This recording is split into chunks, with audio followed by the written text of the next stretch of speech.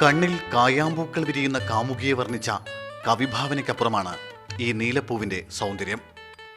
ശ്രീകൃഷ്ണനെ കായാമ്പൂവർണ്ണൻ എന്ന് വിശേഷിപ്പിച്ച ഉപമയുടെ ആഴമറിയാനും ഈ പൂക്കൾ നേരിൽ കാണുക തന്നെ വേണം. കണ്ണൂർ, കാസർഗോഡ് ജില്ലകളിലെ ഇടനാടൻ ചെങ്കൽക്കുന്നുകളിലാണ് കായാമ്പൂ ചെടികൾ സാധാരണയായി കണ്ടുവരുന്നത്. 5-6 വർഷത്തിൽ ഒരിക്കൽ മാത്രമാണ് ഇവ പൂവിടാറുള്ളത്. മെമിസെലോൺ എഡ്യൂൾ എന്ന ശാസ്ത്രനാമത്തിൽ അറിയപ്പെടുന്ന ഈ ചെടി മൈലാസ്റ്റോമേസിയ കുടുംബാംഗമാണ്. ശാഖകളിൽ അടിമുടി പൂവണിയുന്നു എന്നതും മനോഹരമായ നീലിമയുമാണ് ഇവയുടെ പ്രധാന പ്രത്യേകത.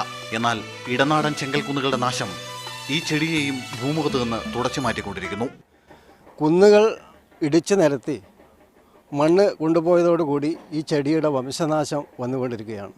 എല്ലാ കാലത്തും ഇത് പുഷ്പിക്കാറില്ല. 5-6 വർഷം കഴിയുമ്പോഴാണ് ഒരു ചെടി പൂവിടുന്നത്. 8 അടിയോളം ഉയരത്തിൽ വളരുന്ന ഈ ചെടിയുടെ ഇലയും വേരും ഒരു കാലത്ത് നിരവധി രോഗങ്ങൾക്ക് ഔഷധമായും ഉപയോഗിച്ചു വന്നിരുന്നു. ഷിജിത് കണ്ണൂരിനൊപ്പം സുനിൽ ഐസക്, മീഡിയ 1 കണ്ണൂർ.